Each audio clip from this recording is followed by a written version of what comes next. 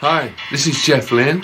I just want to wish you a Happy New Year. This is Face the Music, a Jeff Lynne's Electric Light Orchestra song-by-song podcast. Episode 182, The Sun Will Shine on You. You got to turn from the darkness and go through it all. Just remember that it's alright. It's alright to be true.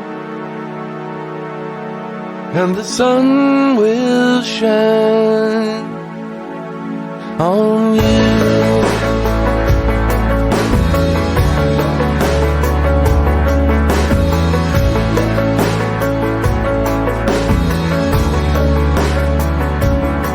You got to try to remember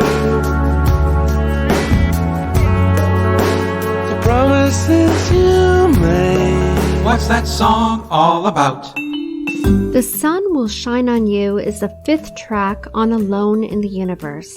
In the November 13th, 2015 issue of The Sun, Jeff Lynne said, That was about my two daughters, trying to get them up when they're down. I had a divorce, and it was a depressing time for them. I'm saying, one day, the sun will shine on you if you just do what you've got to do. Just face up to it and try to get over it. On November 29th, 2015, Jeff said, The Sun Will Shine on You is actually a song I wrote for somebody who was having trouble. You know, big trouble. Personal trouble. And I wrote it to make them feel better. Actually, to make them feel that they weren't alone in the universe. And that's what it's about. I'm just trying to cheer them up, get them in a better place. And I think it works because it actually makes me feel better as well. John Lewis wrote in the December 2015 issue of Uncut, Best of all is the lovely, woozy The Sun Will Shine on You, where Lynne's voice, the bear-like baritone and the crystalline falsetto harmonies combine to create the finest ballad since Telephone Line. In the November 16th, 2015 issue of Zoomic, Zach Lavender wrote, The atmospheric orchestration in the opening of The Sun Will Shine on You is refreshing, but the track is ultimately ruined by the lame quasi-country composition within. Not so daring for such a talented visionary of post-Beatles pop. Every cloud has a silver lining. It's always darkest just before the dawn. Pennies from heaven.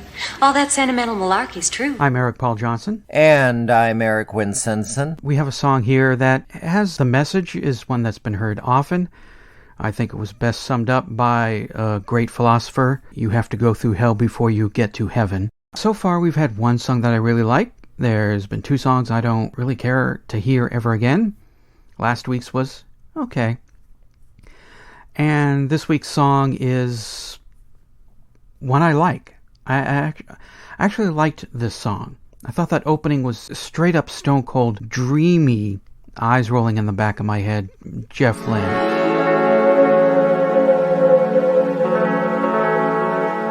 I loved that. It's a little too slow in the verses for me, but then it picked up when it hit the chorus. Foolish notions try to get you, no matter what you do. And I loved this. I don't know how he makes that sound, but I thought that was great. I loved it.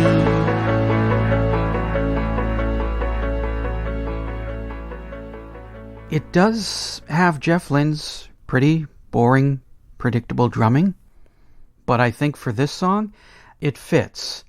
I can't really see Bev Bevan's big drum smashes going with the mood of this song. So I liked it.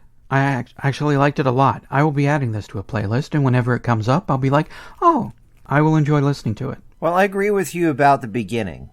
I really liked the beginning, how it built up and everything, and he was doing his best Paul McCartney type voice for it. And then the usual sound just came in. I really tried hard. I was thinking, I should really pay attention to this. We just got a comment, which you'll see in Zoom, well, which you probably saw in a Zoomcast months ago. Yeah. But from a fan of the podcast talking about, well, here we go into these songs, and we know how these guys are going to feel. So I was thinking, well, we really need to do more than just talk about the same old thing, podcast after podcast. Yeah. Even if Jeff Lynne does the same old thing, album after album right now. So I was thinking, okay, I'm going to just sit down, critically listen to this, try to have an open mind about it, and just see if it is something that I enjoy. Well, the beginning I did enjoy. There's a few whizzits here and there that I like. There's a couple little guitar fills he throws in that echo the words of the song. For your own. He does do a little bit more with this rather than just plod along, but unfortunately, once it gets past the opening, it's really hard for me to continue to follow it. Let's put it that way. You had your eyes rolling back in your head. Well, my eyes just started drooping after about half the song. If he would have kept the whole thing kind of on that dreamy, spacey type of feeling, I could put up with that for 3 or 4 minutes. It would have been really good. As it is, once again, the songs slip from my head for the most part. Minutes after listening to it. And the song that is coming to my head is a very unknown Moody Blues song called Lean on Me Tonight, which was released in the mid-90s, and parts of it sound pretty similar to this. 'Cause tonight I'm gonna take you where I've never taken you before.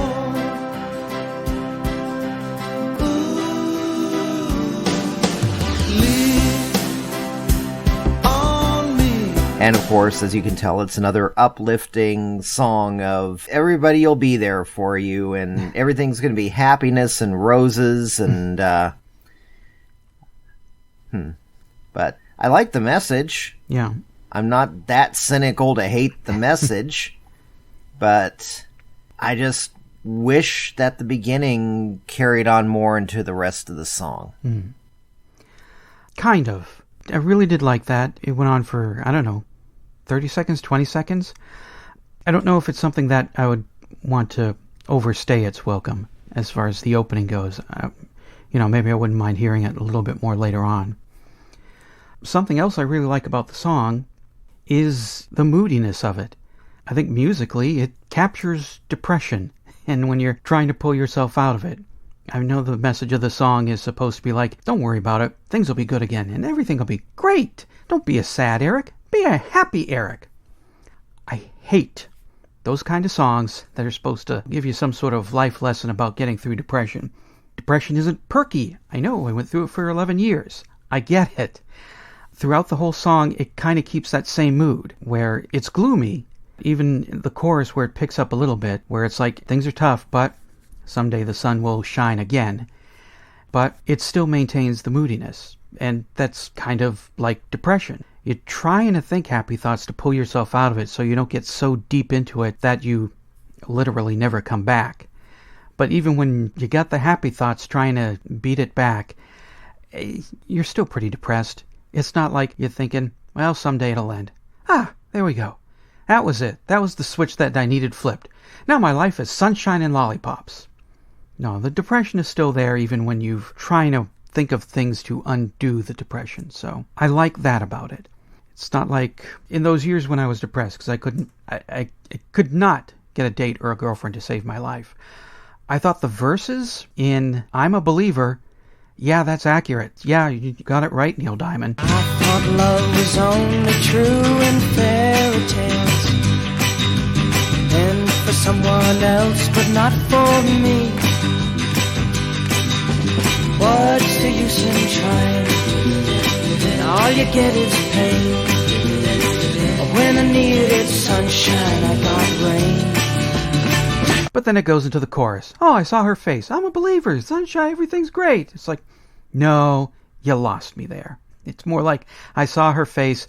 She's not interested in my face. Nobody's ever interested in my face. What's the point? I'll just go home and play with my loaded revolver. Which he did not have one, so don't worry. Yeah, well, obviously, because I'm still He here. squeals if he sees a gun. Yeah. Yeah, I would have found another way to do myself in if I was going to. So that's what I like about the song. Even the parts of the song where it's like, just wait it out. It's going to get better. It doesn't like suddenly shift gears into something that's all happy and perky and la-la and clap, clap, clap, clap. So I think that's another part of the song that won me over. Yeah. It's not that bad. It's just, I was hoping for more. Because I'm looking at back on When the Night Comes, and maybe I was a little bit too harsh on that one. Because it actually isn't that bad of a pop song. Mm-hmm. So I was thinking, well, yeah, maybe I should give this one a little bit more of a try. You are falling into the Jeff Lynne trap. It's the same thing that I had with Zoom and what I've been hearing from others. They listen to the album. There's a song or two that does kind of stick in their head, so they listen to it again. And then they wind up listening to the rest of the album, and they kind of like, certain songs kind of like, maybe that one wasn't so bad. Yeah, now I'm liking that one a little bit more. So I don't know if that's part of the weird secret magic of Jeff Lynne, that these last few albums.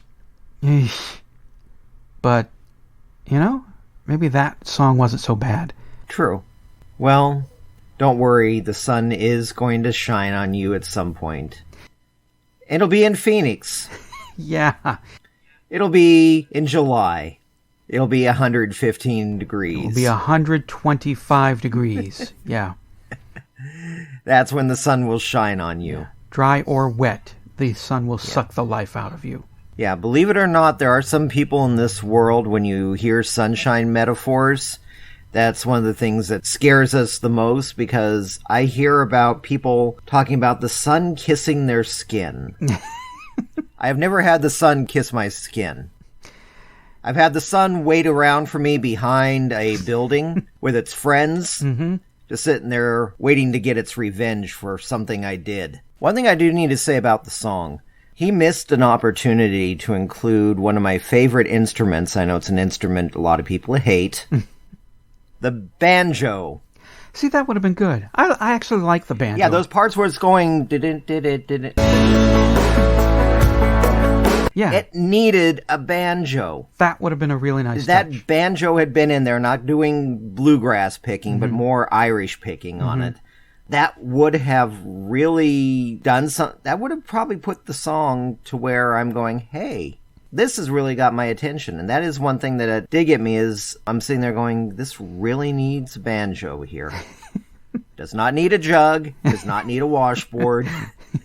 Definitely does not need an accordion. Yeah. Well, who knows?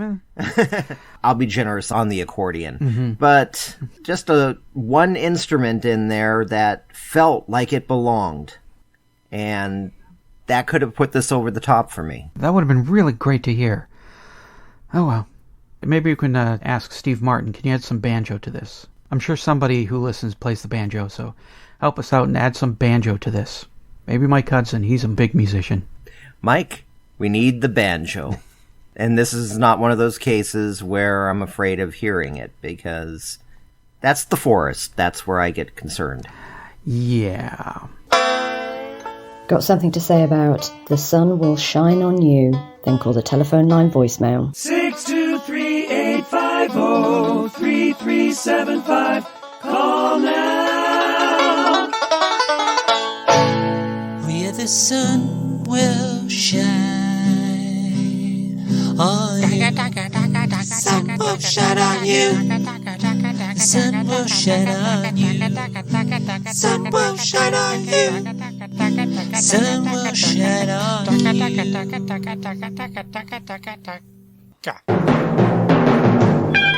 Well, good old everybody. It's me, that Donna guy behind that Xanadu thing.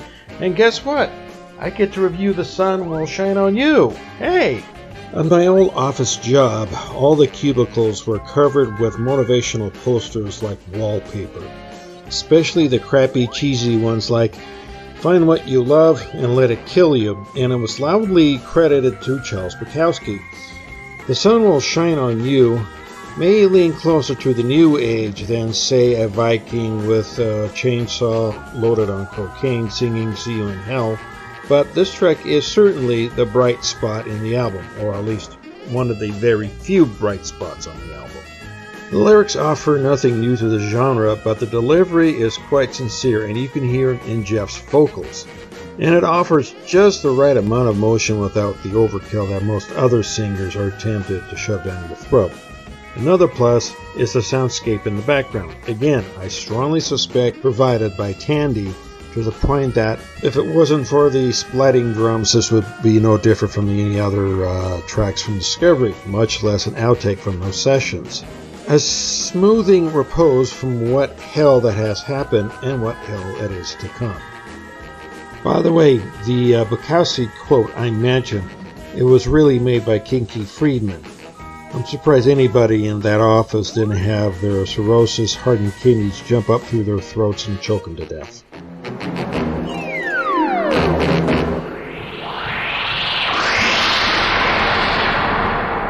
Like it, hate it, what does Madeline think? I'm in the middle. It was okay. So... Meh. Taste the Music, an Electric Light Orchestra song-by-song podcast, is a production of Radio Trolla Entertainment, Assorted Deli Meats Amalgamated. You can contact us by voicemail at 623-850-3375 or email us at eloftmpodcast@gmail.com. Keep up to date on the show by joining our Facebook group and spread the word by sharing the link or giving us a quick rating on iTunes. You can financially support the podcast at patreon.com/ELOpod. Next week, episode 183, Ain't It a Drag?